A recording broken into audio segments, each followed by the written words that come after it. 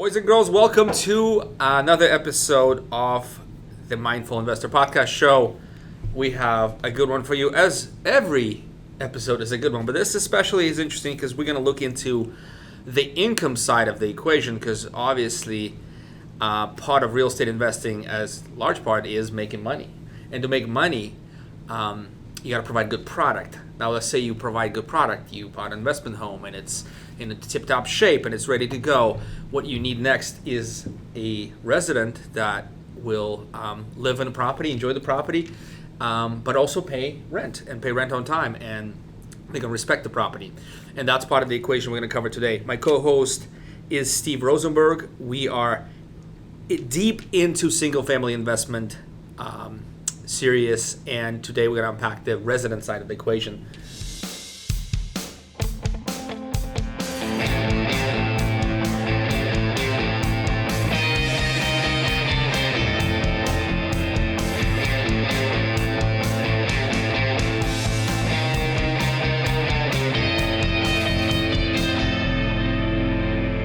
How's it going?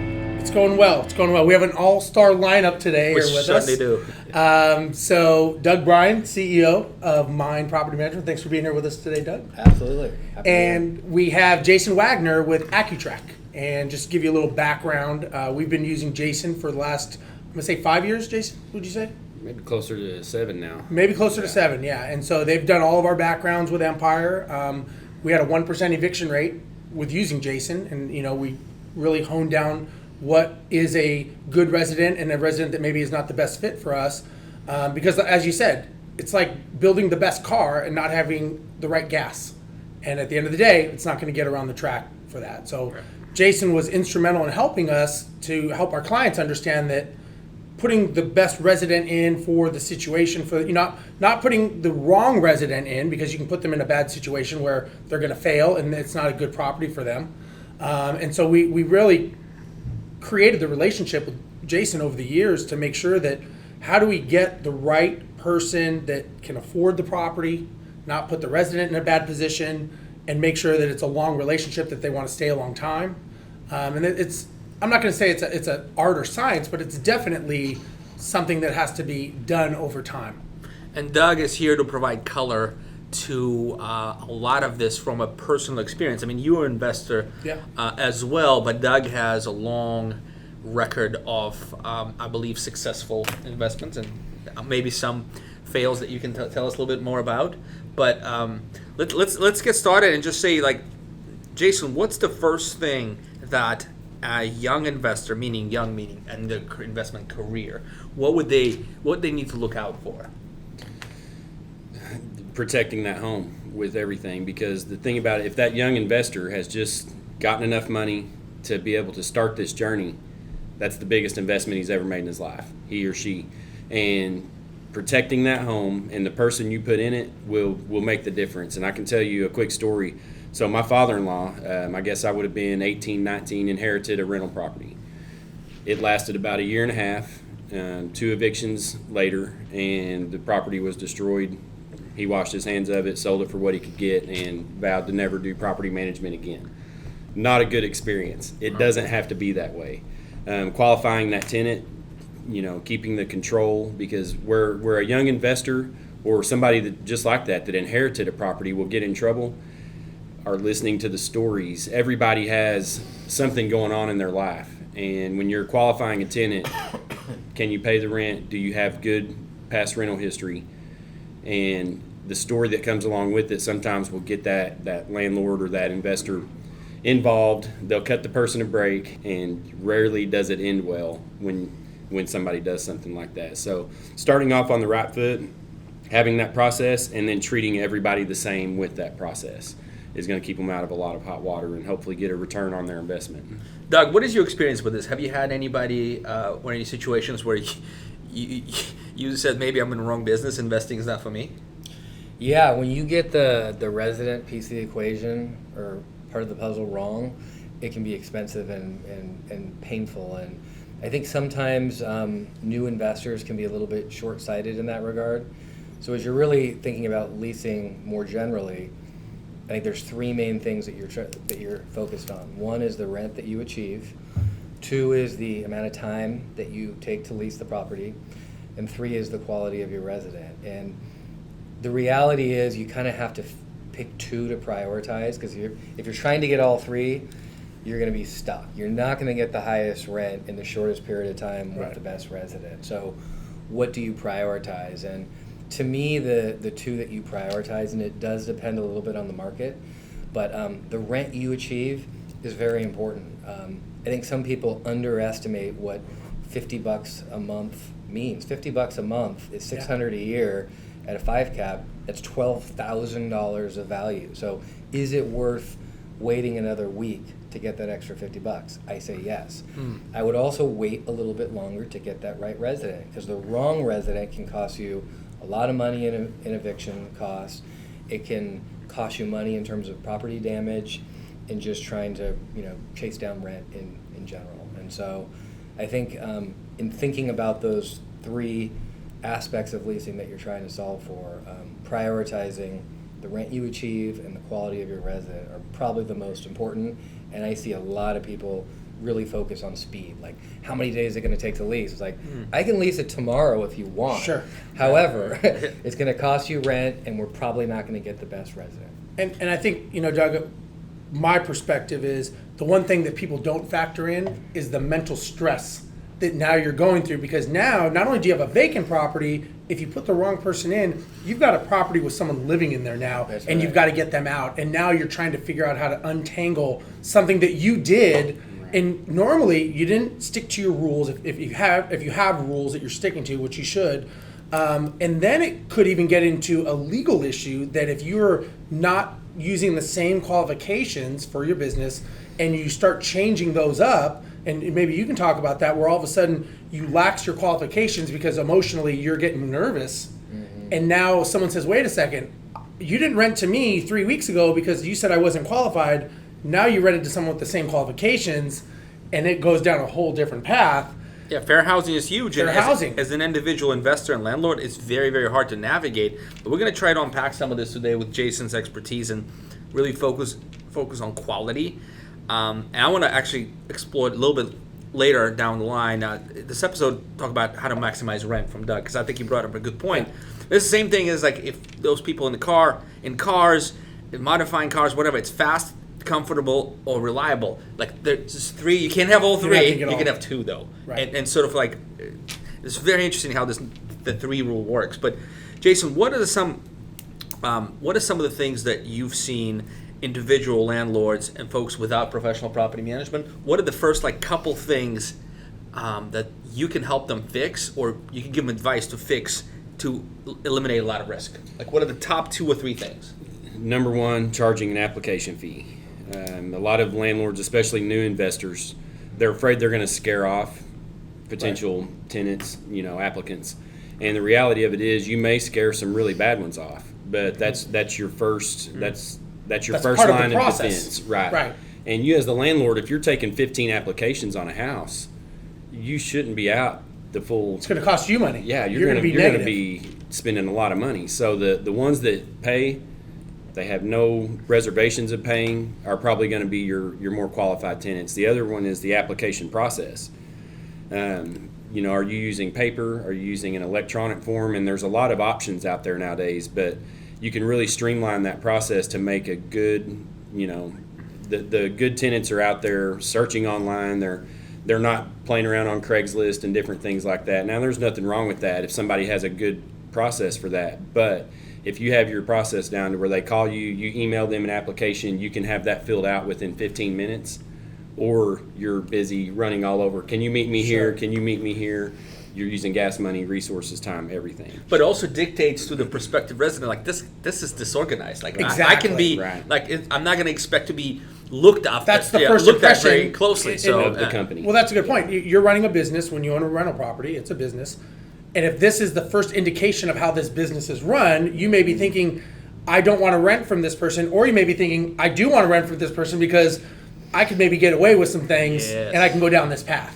And typically people that have bad history are looking for those landlords that they call, what's the application fee? Oh, we cover that. Do you run me through a background check? Yeah, sometimes.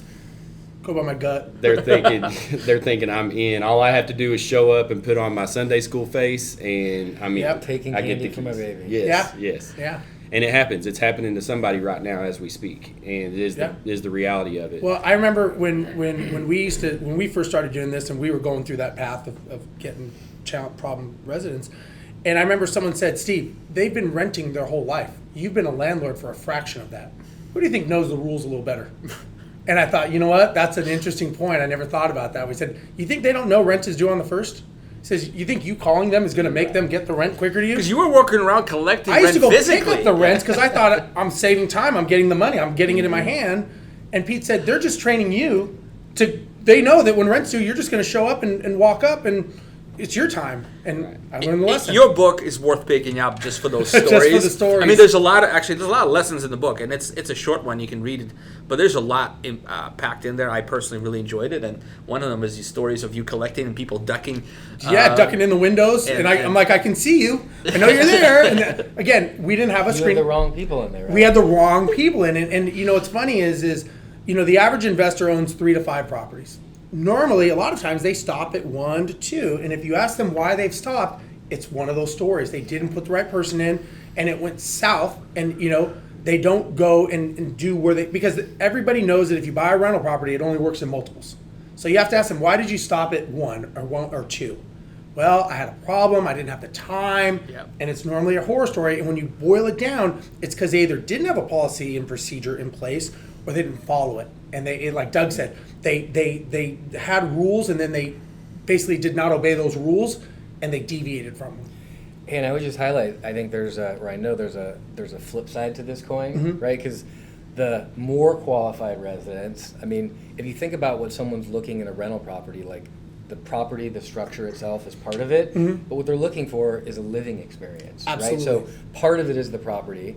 Part of it is their interaction, the relationship with their manager. Yep. So if you come across as highly professional, you're responsive, you're friendly, the right kind of residents looking for that experience, they're going to look at the property, but they're also going to look at the professionalism, The experience that they're gonna you get. show, and they're going to be willing to potentially pay more. Absolutely. And you're going to attract them. Absolutely. And those are the people you want. Yep. I mean, if you give a perfect example is when you get a resident and you tell them, you have multiple ways you can pay. You can do ACH transfer. You can do monthly auto draft. You can do, you can mail it. You can bring it to our office. You give them 5 ways to pay. You can pay credit card.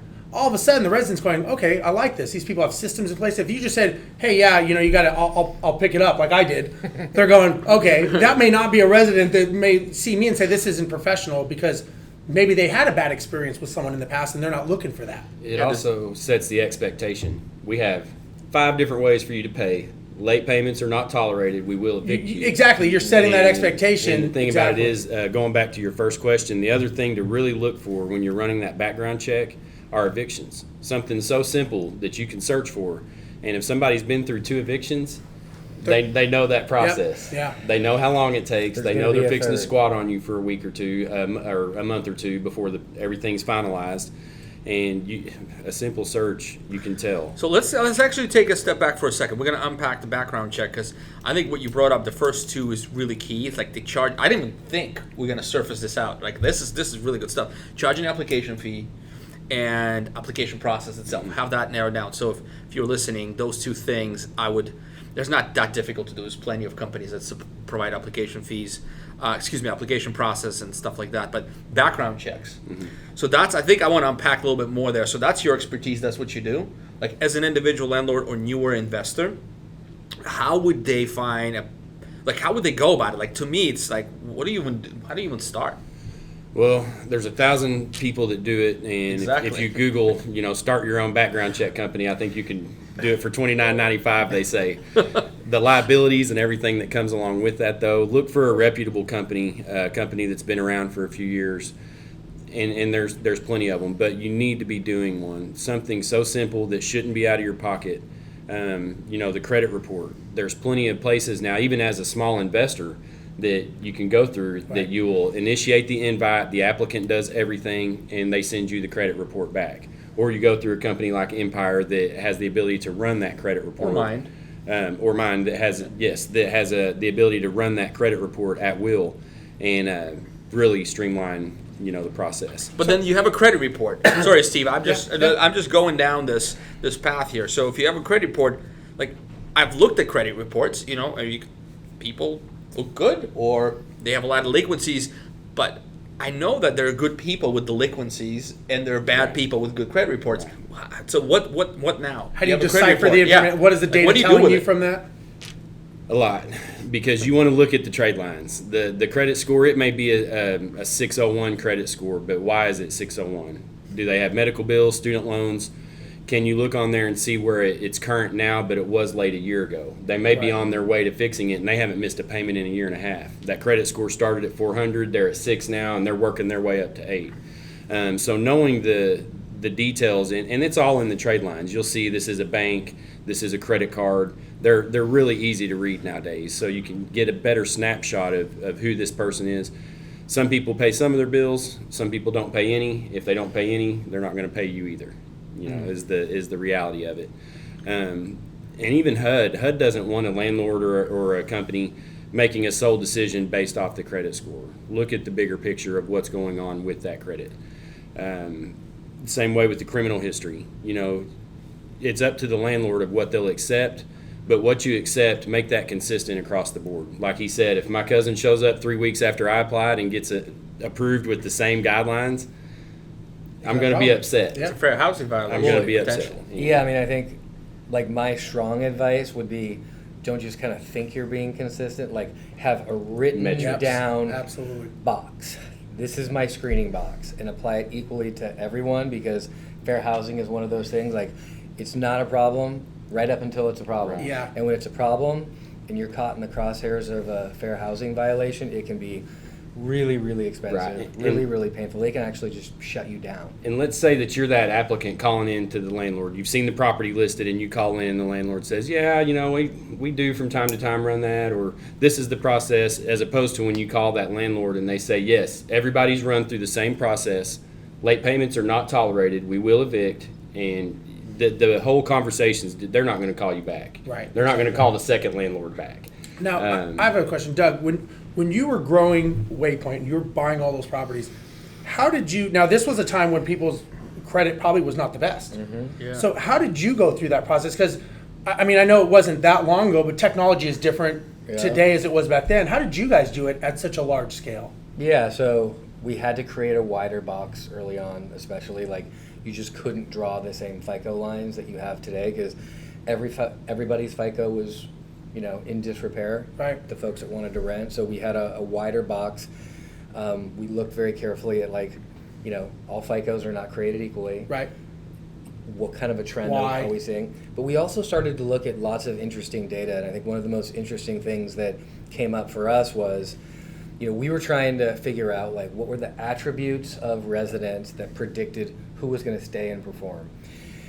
And prior to this analysis, we used to, get people who'd sign a lease, and they were going to move in within 7 days, and we're like, awesome, Yeah. right? They're going to move in, they're going to start paying. What this analysis showed us, not awesome.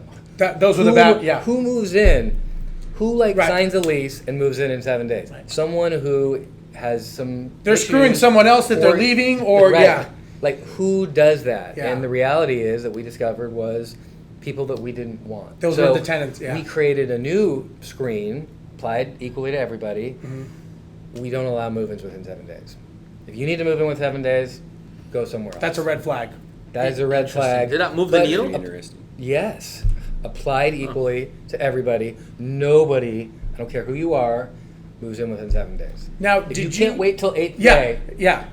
If the stuff is in your car when you show up and you want to move in at that point, that's a red flag. Which it wasn't for me when we were doing this, and that's why we right? had so Because many they problems. got the first Yeah. month's rent. Yeah. You're filling your vacancy. Exactly. High five. Let's roll You on. think you're celebrating, Yeah. not so fast. Yeah. Now, how did you do this on a you guys were national on a national scale with that? Was it the same across the board, or was it local in nature as far as the rules? Yeah, that's a great question. So every market had its own individual screening criteria. Okay. Every property had its own individual screening Wow. criteria. So the system we used, TransUnion, there were A neighborhoods, B neighborhoods, C neighborhoods, D neighborhoods. Okay. We had a D box in Atlanta. We actually didn't do D. So Right. C was our lowest. C box for C neighborhoods Okay. in Atlanta. What that meant was, if we were trying to find a neighborhood residents that made a lot of money with really good FICO scores, they didn't want to live in the C neighborhood. Right. We would have a lot of vacancy. Got So it. figuring out which houses go in which box Yeah. is really, really important, because if you have a mismatch of screening criteria and the actual location in the property, like, that can be a way Sure. to put the puzzle together in a very Because you got the Powerful way. city, and then you've got the breakdown inside of the city of the right. particular properties. All different criteria, Yeah. but all documented. These addresses Oh, are man. in C quality neighborhoods, and this is the C criteria. box for Atlanta. How would an individual investor listening to the show now be able to sort of replicate or think through some of this? Like, they may have 2 or 3 properties, or maybe just getting the first one. How would they? Because with Waypoint, you guys had some made significant investment in that, because this is a core part of the business. How would an individual investor be able to replicate something like that? I mean, Jason, you might know better than I, but I would think most screening companies, like, Yeah. you have to apply a neighborhood quality attribute to your scoring, Definitely, right? and that even goes back to helping the consumer. Yeah. You're changing those metrics because you understand the position that they may be in, in that demographic, and to try to place people and house people is huge. And a lot of times the screening companies will even help with that, go over those metrics. What's a standard in the industry? What should we be looking for? The only thing that we can't really do is say, yes, I would rent to this person, or no, don't rent to this person. You're just saying based on the qualifications, Right. they we match. have to they be fit. outside of that decision, but we can say, here's what we're seeing in the industry for that demographic, and really work through that. Now, I have a question. This is, and I don't know how much you dealt with this, but emotional support animals, right? It's kind of changing gears a little bit. Did you have to deal with that much when you were? Was that a big thing? Yeah. Okay. Yeah, because there's some scamming along those lines. Yeah, absolutely. But if they have documentation, Yeah. you have to Yeah. let them in, no matter what. So that was big back when you guys Yeah, were doing it. Okay. absolutely. And so what is going on? Because I know that is a big problem or challenge now with Yeah. investors, is to find out. You can't, obviously there's things you can and cannot ask them, obviously. Right. But how do you address that? Well, just for statistics point of view, about 30% of the ones that tell you they have a service animal or an assistance animal are bogus. They're not. Right. So 30% are bogus, but 70% are legit. Right. So think about that. If you're a landlord and you know the damage pets are going to do, and you need that $300 or pet deposit or the pet rent, and you don't get it because this person gave you a bogus. So for bogus people that may not documentation. know and may not, can you explain what an emotional support animal is and what just kind of the criteria for them? Yes, and the big thing with those, so an emotional support animal will be a dog or a miniature horse, basically. Okay. I'm sorry, a service animal would Right. be a dog or a miniature horse. That's and, it. And It emotional, can't be an alligator or well, a an hamster? emotional support animal. I saw a maybe. peacock on the news one So time. emotional support service animals, they're starting to lump those into the same category now, and there are legit reasons for both. Sure, of course. The thing about being an investor is you're at liability if you start asking those questions. Absolutely. So, like you said, you just kind of have to take the paperwork and run with it. There one company in particular now that is taking the load off of that. They know what to ask, all the right questions, but it is an added expense. So, as an investor, you have to say, do I want to take that liability? Do I want to add this expense? But for the most part, disabilities, emotional support animals, service animals. You're talking about It's- John Bradford's company, Pet Screening, Screening. right? PetScreening.com. Yeah. Yes, and wonderful what they put together. We partnered with them. It was a no-brainer. Seeing what they put together, there's no reason for us to reinvent the wheel when they've got a perfect product. And it's part of the process when you're getting a tenant that this is a verification that you have to do. You can't be intrusive, but you Right. you need to, again, when you're running a business, you've got to at least know that you're covering yourself, because Right. if the person puts an animal that's maybe, and this is my question, if they're on the dangerous breed list, but they're an emotional support animal, dangerous breed list, I don't know if you know this, some insurances will cancel you. Correct. Well, I had a So, German Shepherd. Yeah. What happens there? and You can't turn them down. you got to take it.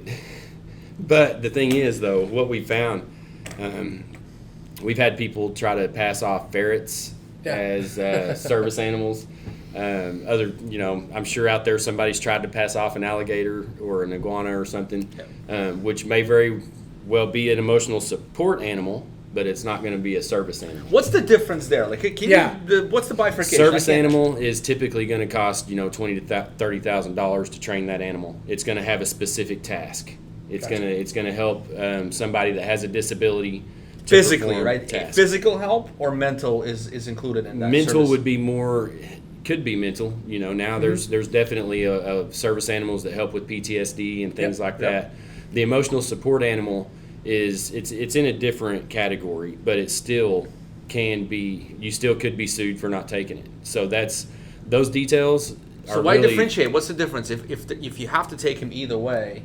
Well, that's the difference. One came from a doctor. One, as far as the paperwork, you may have a legit emotional support animal that was documented, prescribed by a doctor. It's legit.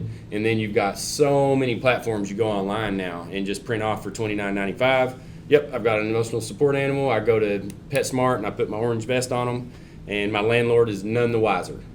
So if I'm an investor, again, and I may come across this every 2 years, right? And someone comes to me and says, I've got an emotional support animal. What are some things that they should know that they say, okay, you need to ask them this, you cannot ask them this, or where can you direct them so that they can learn I would just tell them I need the paperwork, submitted with your application. If I'm an investor outside of any of this, I wouldn't even touch it. Don't dig deep. Right, because that they have rights for a reason. Right. There are people with disabilities that are preyed upon, that are victims of things. And so all the laws that are in place are there to protect them. Sure. Yeah. We always know there's going to be people come along and abuse that. Sure. And people that aren't really disabled or whatever the case may be. Hey, I just want to take a brief tangent here, because I think one of the biggest missed opportunities in the rental property investment business is pets. Right, because I think a lot of landlords think, I don't want to have pets in my property. They're going to destroy my property. No pets allowed. Mm-hmm. So the reality is, the majority of all renters have pets. So you're automatically cutting the universe of applicants that you're going to take in half. It's 80% actually, statistically. It's 80%? So 80%. So you're massively shrinking the universe. And the reality is, you can actually be better positioned for these emotional support animals or any pet by having a program where it's basically like you have pet rent. Yep. You charge $50 a month per pet. Yep. And then you can have big deposits. You can have as big a deposits. I mean, it probably depends on the state, but you can have meaningful deposits. So if that dog does do damage, you have $500 plus $50 a month. Again, remember what $50 a month is worth if you're going to try to sell your property? That's $12,000 in value. So I would strongly encourage you to open your property up to pets, have strong deposits, charge pet rent, and then when you have a situation like we're talking about now, okay, you have to take them, but you still can charge your pet rent and you can still charge that big deposit to protect your property. Well, and you can actually make that a point of difference where you can make that a marketing, where you can outwardly let people know that you accept pets and that you're pet friendly, because people that have pets they're going to go right to that, and they're going to be like, I'm going to go to this guy or this landlord because they like pets. I'm going to be a patron of them. This was my personal experience. It was just unbelievable to me, because me and my wife we rented out our house. We wanted to move to start a business. I didn't want to have liability, so rented out our house. We moved into a rental. Wanted to move rental closer to the office. Okay. And so we have 790 credit score, income, everything's good, but I have a German Shepherd. And we had a hell of a time. We ended up with an individual landlord who was actually pretty good, but no processes, no systems. He looked at us, he looked at our car, and says, "You're in, guys." And that was it. And I'm like, I have a German Shepherd. He's like, it doesn't care. You don't care. You're in. You drive a nice car. What's this guy setting himself up for? Right. But we paid rent fine. Right. We paid rent fine. Everything was good. But he did not have he did not have a problem. He got lucky in this situation. But this is the challenge with this. And Doug, I admire what you just said. We have to, people love their pets so much. I'd pay for that German Shepherd. I'd pay $100 a month. That's what I would do, and most people would. And so this is such a good opportunity. And by the way, we gotta look at this opportunity company wide, what we can do to help our investors make more money and get tenants happier. Yeah, I mean, as a Residents. third-party property manager, all you can do is advocate for it and Absolutely. say, hey, especially in a neighborhood like this, there's a dog park down the street, you are going to be able to get more rent, you're going to lease your property faster, you're going to have an adequate security deposit, like, why not accept? Well, and even, and again, sometimes their perception is that an animal is going to just tear apart this house because they think this Great Dane is going to be running through the walls.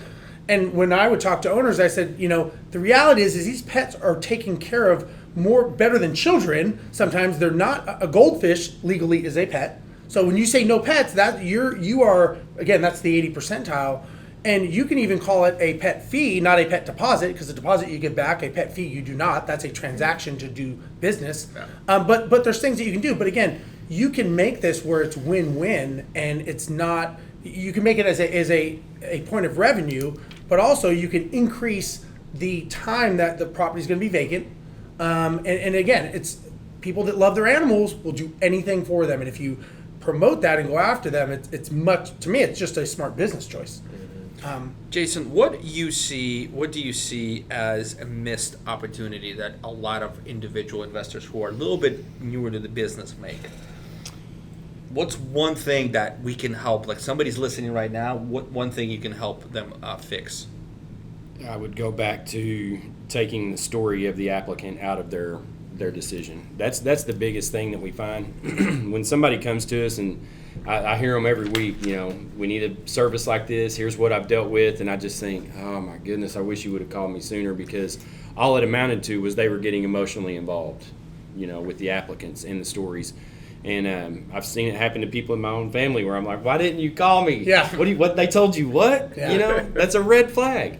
But even going back to the animals, if you're qualifying that tenant and they have animals and that tenant's qualified, they're probably going to be a more responsible pet owner than the average person. If you have that set of criteria in place, they paid the application fees without even thinking about it, that's a red flag. If you're charging the application fee and they call and say, $60 a piece, how can we afford that? We're trying to move and do everything. Probably going to be check to check. You're probably going to be chasing them down for rent. Just things to think about, when those applicants start calling, listening to them and what they're saying. Your situation, that landlord got really lucky. We've seen stuff where somebody pulls up in a nice car, briefcase, hey, I want to pay 6 months up front. They go check on the property 6 months down the road and they can't get in, it's barricaded up, and then they do get in and it's completely gutted inside and it was a commercial grow operation. And they're long gone, and now you have a much bigger problem. The harvest has been gathered. So the qualifying process is going to be their lifesaver. This is good. So kind of, as we kind of wrap up here, Jason, one of the things I'm curious about is right now the economy is doing well, right? Do you think that when the economy changes, that maybe the laws start changing as well, or do they keep those pretty steady? You've been doing this for long enough. No, that's going to be steady. And what's going to happen in the next couple of years, or background checks are really, we're under the eye right now. And so it's going to become even more so in the forefront of the news and the things of that nature. What we're seeing right now, so you guys know when somebody's denied, they get the adverse action letter. Yep. That's something that individual landlords don't think about. When somebody's denied, telling that person why they were denied, who ran the report, when they don't do that, they're basically violating that person's rights, and they could get sued. So we expect to have more renter-friendly laws and regulations come out. And companies like Mynd, we exist to help investors have healthy investments, but also provide happy homes for folks who are going to live in those homes. Because we know the fair housing rules. We know we have the team of people. And this goes back let me just wrap this up and say, look, the theme that I've caught across all of our single-family investing series episodes is have a team. Absolutely. Have a team in place. Yeah, if you have a lot of free time, absolutely go at yourself, but you have to build a team. And this is what I recommend. Going out there, listening to podcasts like this, educating yourself, taking notes, but also go out to events. Meet your local other landlords, talk to them and see. A lot of times they're not doing the right things, but at least they potentially have relationships that you can capitalize in a company called ACUTRAQ. Yes. Right? ACUTRAQ, so check them out. And you know what? The team aspect of it, like you're saying, that's the investors. What do? They try to do it all on their own. Absolutely. I can fix that air conditioner. I can fix the flooring. Get a team of people. Yeah, and I'll just just to kind of close up my opinion. What do you think, Doug? Is all the books that I've ever read about being successful, and owning real estate for wealth, I never once saw anywhere that it said do it all yourself.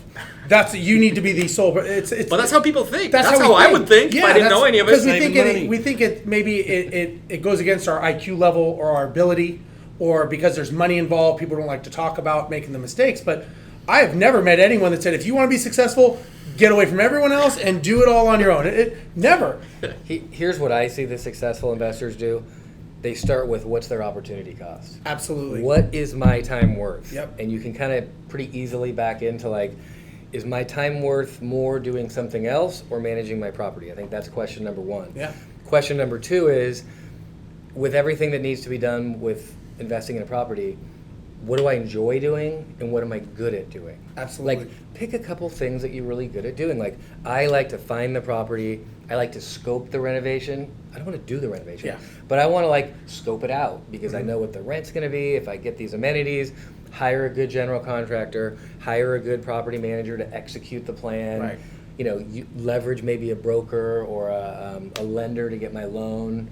But, like, what I want to spend my time on is picking the right properties, doing the renovation the way that I know that's going to maximize the value of the asset, and then get a team of people around me that I've screened and gotten reference checks on, and they're the best, and they're my team, and we go do multiple deals together, and you get better as you go. Better with That's the what the team. best investors do. Absolutely, I agree. That's fantastic. I want to say thank you to Jason and Doug for joining us. Thank you for listening. You can find more of this and lots of discussions on subjects at Mastermind Real Estate Investment Club on Facebook. Maybe we'll get Doug into it. Oh, there you go. And maybe he can field some questions. Can I get in that club? We'll see. We'll see. But yeah, it's check us out on Facebook. We're at Mynd.co as well, mynd.co. If you need property management services, we'd love to talk to you. Thank you very much for listening. Thanks, everyone. See you later. Thanks, guys.